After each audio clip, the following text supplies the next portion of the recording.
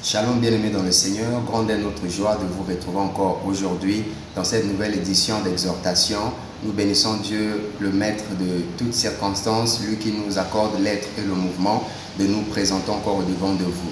Alors bien évidemment, si nous nous présentons encore au devant de vous, c'est parce que le Seigneur a eu à déposer une pensée dans notre cœur que nous souhaitons bien partager avec vous. Alors merci de prendre votre temps afin d'écouter la pensée du Seigneur au travers de nous. Voilà, par la grâce de Dieu, j'ai été conduit par le Saint-Esprit selon que je puisse nous proposer le thème suivant. Dieu veut que tu insistes. Dieu veut que tu insistes. Alors vous serez d'accord avec moi selon que quand un enfant demande quelque chose à son père ou à sa mère et que celui-ci n'insiste pas dans sa demande, cette dernière, c'est-à-dire la demande, risquerait de ne pas être prise au sérieux. Tout simplement parce qu'il n'a pas insisté.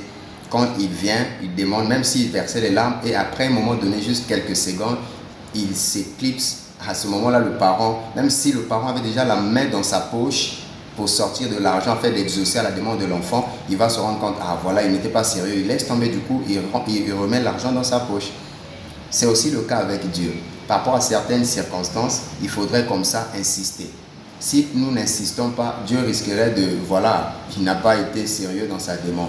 Des fois, Dieu tarde dans l'exaucement de certaines de nos requêtes pour voir si seulement si nous voulons bel et bien la chose que nous demandons.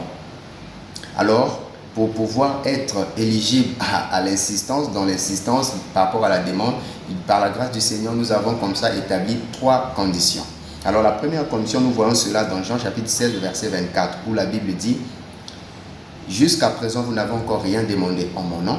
Demandez et vous recevrez afin que votre joie soit parfaite. Par là, nous devons comprendre ceci. Alors, je me pose la question, est-ce qu'il y a une personne chrétienne de son état qui prie à la fin de la prière, ne dit pas au nom de Jésus? Tous nous le faisons. Alors, pourquoi Jésus ici, je nous rappelle que ça, ce sont les paroles de Jésus lui-même. Alors, pourquoi Jésus ici dit, jusqu'à présent, vous n'avez encore rien demandé en mon nom? Alors la grâce du Seigneur, par la grâce du Seigneur, allais-je dire, le Saint-Esprit de Dieu m'a fait comprendre. Non, Junior, c'est pas ça. Dieu veut tout simplement nous faire comprendre qu'il y a certaines personnes qui demandent des choses en dehors de sa volonté. En dehors de sa volonté.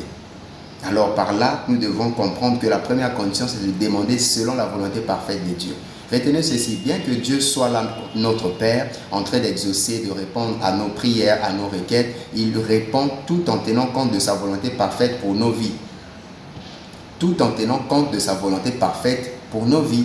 Parce que Dieu ne peut pas t'exaucer à une prière qui sera pour toi comme ça, un piège demain.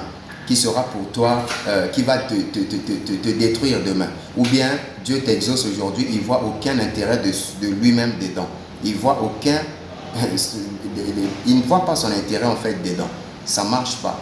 Donc il faudrait demander selon la volonté parfaite de Dieu. Une deuxième leçon que nous devons aussi retenir dans ce passage biblique, ça c'est une parenthèse que j'ouvre. Ce que Dieu donne, c'est ce qui donne la joie parfaite. Ici Dieu dit, afin que votre joie soit parfaite. Le monde peut donner. Il y a certaines personnes qui partent chez les féticheurs et autres. Ils reçoivent des choses, mais ces choses-là se font suivre du chagrin. Voilà. Voilà pourquoi la Bible dit afin que votre joie soit parfaite. Donc la joie parfaite ne vient que de la main de Dieu, de ce que la main de Dieu donne. Gloire au Seigneur. Donc la première condition, c'est de demander selon la volonté parfaite de Dieu. La deuxième condition, nous voyons cela dans Jacques chapitre 4, le verset 3. La Bible dit: vous demandez et vous ne recevez pas parce que vous demandez mal, dans le but de satisfaire vos passions. Alors par là, nous devons nous poser la question suivante. Quand on voit le fond de notre cœur, de notre demande, est-ce pour les intérêts de Dieu ou bien c'est pour nos propres intérêts? Est-ce pour que l'on puisse nous voir, voilà, celui-ci était piéton, il est devenu véhiculé, c'est pour Dieu ou bien c'est pour nous-mêmes? Alors, entre deux personnes, la première demande un véhicule pour juste s'enorgueillir, bien après, et une autre personne qui demande un véhicule pour, voilà, une fois qu'elle revient du boulot ou de l'église, et qu'il y a certaines personnes qui chôment comme ça à l'arrêt de bus en peinant pour trouver du transport, qu'elle facilite la tâche à ces gens-là. Rassurez-vous que la deuxième personne recevra l'exaucement à sa prière en lieu et place de la première personne. Contrairement à la première personne qui demande la chose juste pour s'enorgueillir. juste pour satisfaire à ses passions. Donc demander mal, c'est ça. Demander pour satisfaire à soi-même, pour son ego, pour ses passions à soi-même. Donc la deuxième condition, c'est de demander pour les intérêts de Dieu. Demander pour les intérêts du royaume. Car Dieu fait tout. Dieu ne peut pas faire quelque chose qui ne donne aucun intérêt à son royaume. Non. Jésus-Christ n'était pas monté à la croix pour des véhicules, pour des biens. Donc tout ce que Dieu fait pour nous aujourd'hui, l'intérêt premier doit être celui de peupler d'une certaine manière le royaume de Dieu. Ou bien de faire une publicité, si je peux le dire ainsi, une bonne publicité du royaume du Seigneur. Gloire à Dieu.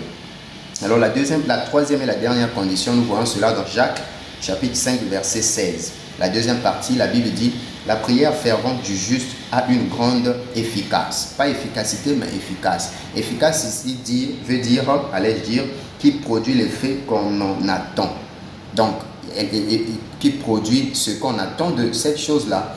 Alors ici, la troisième condition à remplir, c'est être juste. Alors, nous ne voyons pas ça à l'extrême. Alors, être juste ici, c'est une personne qui marche selon la volonté du Seigneur, qui marche selon la parole de Dieu, qui, dans sa vie, plaît au Seigneur, dans sa vie, reflète Dieu. Vous vous souvenez de Job, à qui le diable était parti dire à Dieu, tu vois ton serviteur Job, voilà, ainsi de suite. C'est parce qu'il avait un bon témoignage, il avait une bonne conduite, raison pour laquelle même le diable l'avait constaté. Vous voyez? Donc ici, un homme juste, c'est celui-là qui fait les choses selon la volonté parfaite du Seigneur, selon les choses, selon la parole de Dieu, allais-je dire, qui marche tant soit peu pour plaire au Seigneur, pour plaire à Jésus-Christ. Donc la troisième condition, c'est celui-là, et celle-là, allais-je dire, excusez-moi, remplir, la troisième condition, c'est être juste devant le Seigneur. D'après ce que nous venons de dire tantôt, qu'il faut marcher selon la parole de Dieu, selon Jésus-Christ. Gloire à Dieu. Ainsi, si toutes ces conditions sont remplies, si la personne se voit éligible, voilà, elle peut bel et bien insister dans sa prière parce que certainement, Dieu va l'exaucer. Alors, nous voyons dans Jacques chapitre 5, les versets 17 et 18, la Bible dit, Élie était un homme de la même nature que nous. Il pria avec instance pour qu'il ne pleuve pas. Sa prière était exaucée parce qu'il n'avait plus de pluie pendant 3 ans et 6 mois. Vous voyez, certainement le prophète Élie, le serviteur du Seigneur, avait rempli ces conditions ici que nous avons citées au début de notre exhortation. Raison pour laquelle il avait la capacité de fermer et d'ouvrir le ciel. Ainsi, il avait fermé le ciel par sa prière. Et au verset 18, nous voyons que la Bible dit, Élie pria à nouveau pour qu'il puisse avoir la pluie en fait. Il avait prié, donc il avait la capacité tout en étant juste, tout en remplissant ces 3 conditions, de fermer et d'ouvrir le ciel. Ainsi, toi aussi tu peux ouvrir le ciel de ta vie tout en respectant ces 3 conditions. Tu peux aussi ouvrir le ciel de ta vie par rapport à un domaine quelconque, tout en respectant ces conditions. Alors, Élie ici, il prie avec instance. Élie n'avait pas prié. Quand il avait demandé pour qu'il y ait fermeture de la prière, du ciel, c'était du tic au tac. Alors, quand il devrait encore prier pour qu'il pleuve, là, ce n'était pas du tic au tac. C'est là vraiment qu'intervient notre thème. Dieu veut que tu insistes. Le prophète Élie avait insisté. Ce n'était pas du coup, à la première, la deuxième, la troisième, la quatrième fois qu'il avait eu la pluie. Non. La preuve en est, il envoyait de temps à autre son serviteur d'aller vérifier si et seulement si il y a la raison pour laquelle il envoyait son serviteur de temps à autre d'aller demander si le ciel devenait nuageux dans un coin quelconque du ciel. Il avait prié.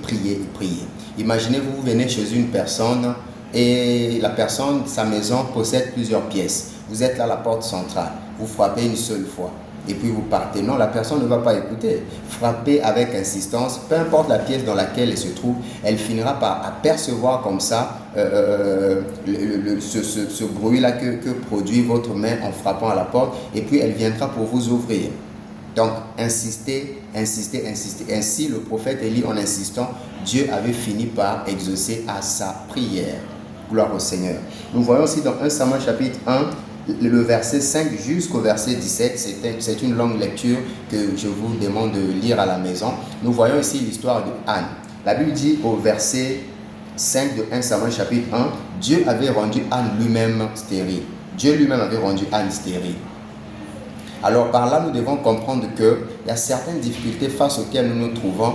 C'est en réalité pas une difficulté, mais c'est un appel à l'insistance de la prière.